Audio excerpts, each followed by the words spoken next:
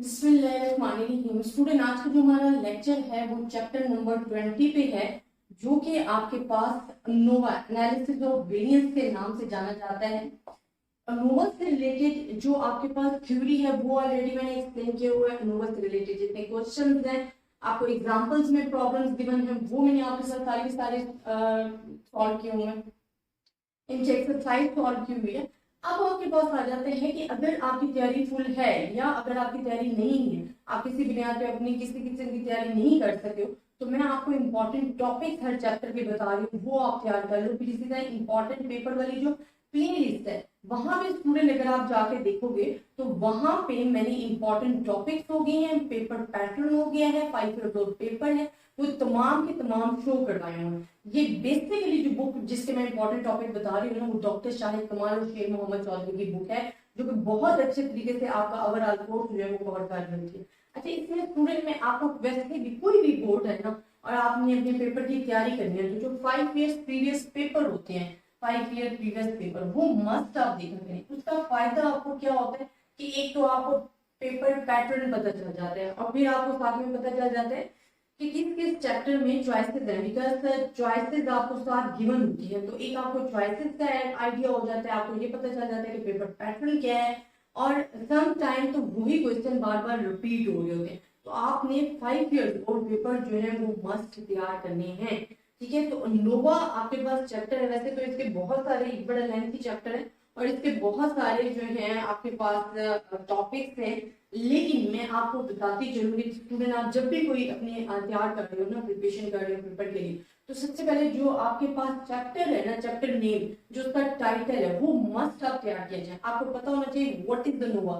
Nova is the analysis of variance, ठीक है। Analysis of variance जो है वो नोवा के नाम से एब्रिविएशन यूज हो रही होगी, तो आपको इसका इंट्रोडक्शन थोड़ा बहुत पता होना चाहिए।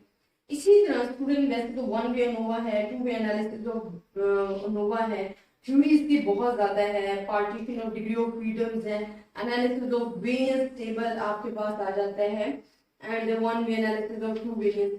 अच्छा स्टूडेंट, एक और चीज, ये जितने भी टॉपिक्स है ना नोवा से रिलेटेड, बिकॉज बहुत सारे स्टूडेंट्स कहते हैं कि मैम हमें प्रॉब्लम हो रहा है, तो मैंने आपको क्या किया कि जब भी मैंने चैप्टर करवाया ना नोवा का, सबसे पहले उसका जनरल मेथड करवाया। जनरल मेथड करवाने का क्या मकसद होता है, जब 1 वे एनालिसिस ऑफ वेरिएंस है, 2 वे एनालिसिस ऑफ वेरिएंस है, अगर इनसे रिलेटेड क्वेश्चन करवा रही हूँ तो मैं इसका जनरल मेथड आपको पहले करवा रही हूँ। उसका मेन मकसद ये होता है कि आपको अगर मेथड आता है तो वैल्यू आपको कुछ भी गिवन दे दी जाए, अगर आपको मेथड समझ में आता है, फार्मूला समझ में आ जाती है, तो इजीली आप अपने क्वेश्चन को सॉल्व कर सकते हो। वैल्यू अगर चेंज भी दे दी जाएंगी तब भी आप इजीली सॉल्व कर लोगे। तो नोवा की जो है वो आपको मेथड जनरल मेथड आपने मस्त देखनी है।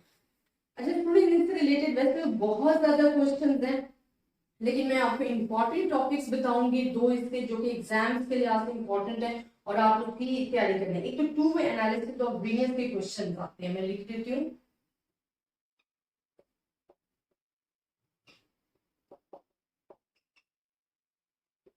Two way analysis of variance से रिलेटेड जो क्वेश्चन आपके गिवन है, वो आप विद एग्जांपल्स देखें, साथ में फिर आप एक्सरसाइज के क्वेश्चंस देखें 2 वे एनालिसिस ऑफ वेरिएंस के और मस्ट 5 ईयर पेपर के क्वेश्चन देखें। 5 ईयर पेपर के क्वेश्चन देखने का फायदा ये होता है कि आपको पेपर पैटर्न जो है वो समझ में आ जाता है,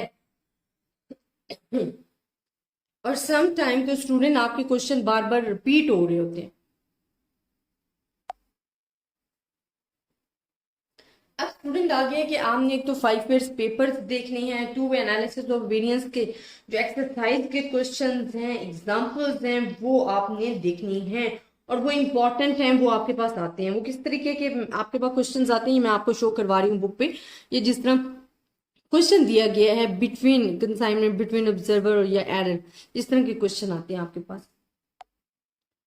अच्छा स्टूडेंट, वैसे तो आपके पास क्वेश्चन जो है ना वो 2 वे एनालिसिस ऑफ वेरिएंस के ज्यादा आ रहे होते हैं, लेकिन अगर आपके पास टाइम है और साथ में हिम्मत भी है करने की, तो 2 वे analysis of variance with intersection जो है उसमें थोड़ा बहुत डिफरेंस है। 2 वे एनालिसिस ऑफ वेरिएंस और 2 वे analysis of variance with intersection.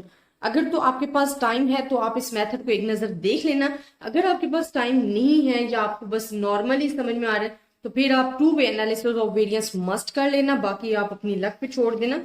लेकिन इंशाल्लाह जो टॉपिक्स बता रही हूँ और साथ में अगर आप 5 ईयर्स पेपर करते हो तो इंशाल्लाह आप बहुत अच्छे तरीके से तैयारी कर सकते हो।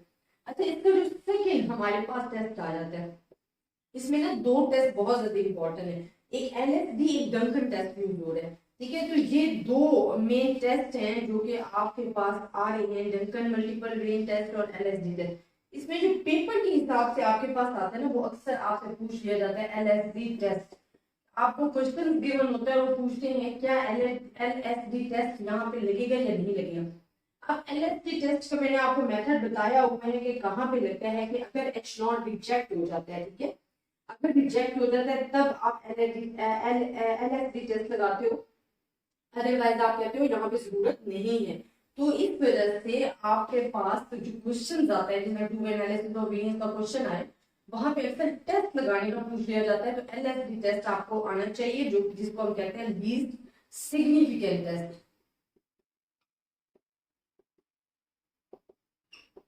लीस्ट सिग्निफिकेंस टेस्ट इसे कहा जाता है। तो ये इंपॉर्टेंट है एग्जाम्स के लिहाज से। वैसे तो डंकन मल्टीपल रेंज टेस्ट भी आपको गिवन है, लेकिन LSD टेस्ट जो है वो आपके एग्जाम्स के लिहाज से इंपॉर्टेंट है।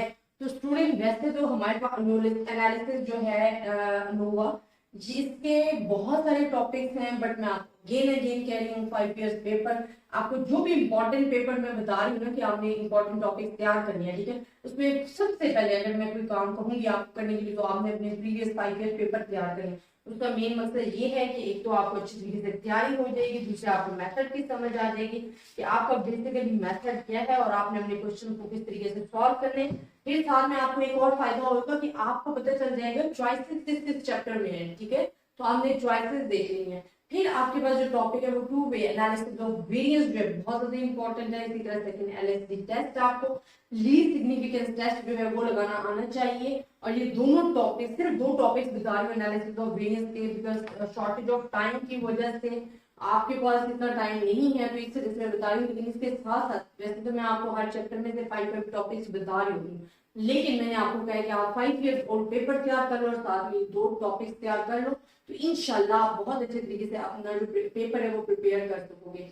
अब स्टूडेंट, हर जो चैप्टर है उसके इंपॉर्टेंट टॉपिक्स भी मैं आपको साथ साथ बताती जा रही हूँ, और आपको सीक्वेंस वाइज जो ये मिलेंगे ना, वो होगा इंपॉर्टेंट पेपर वाली प्लेलिस्ट में आपको अवेलेबल होंगे, जिसमें आपको इंपॉर्टेंट टॉपिक्स हो गए, F टेबल हो गया, Z टेबल देखने का मेथड हो गया, T टेबल देखने का मेथड हो गया, what is the difference between the chi-square, Z table, F table, NOVA and कहाँ पे ये यूज करना है, ये तमाम चीजें आपको एक ही प्लेलिस्ट में अवेलेबल होंगी, जो कि इंपॉर्टेंट पेपर वाली प्लेलिस्ट है। हत्ता कि 5 ईयर्स ओल्ड पेपर जो है वो भी मैंने आपको शो करवाए, सॉल्व किए हुए शो करवाए, उसको खुद बोर्ड पे तो सॉल्व नहीं करवाए लेकिन शो करवा दिए आपको। तो आप कोशिश करें, because each and every question तो आपके साथ डिस्कस किया हुआ, इस तरह से मैंने शो करवाए। अगर आपको किसी भी किस्म के नोट्स चाहिए तो आप मुझे कमेंट्स में बता सकते हैं, मैं आपको अपना नंबर शेयर कर दूंगी और वहां से इंशाल्लाह आपको प्रोवाइड कर दूंगी। ज्यादा से ज्यादा स्टूडेंट्स के साथ शेयर कीजिएगा। अगर आपको किसी भी किस्म का प्रॉब्लम है आप मुझसे डिस्कस कर सकते हो। अपनी दुआओं में याद रखिएगा। अल्लाह हाफिज।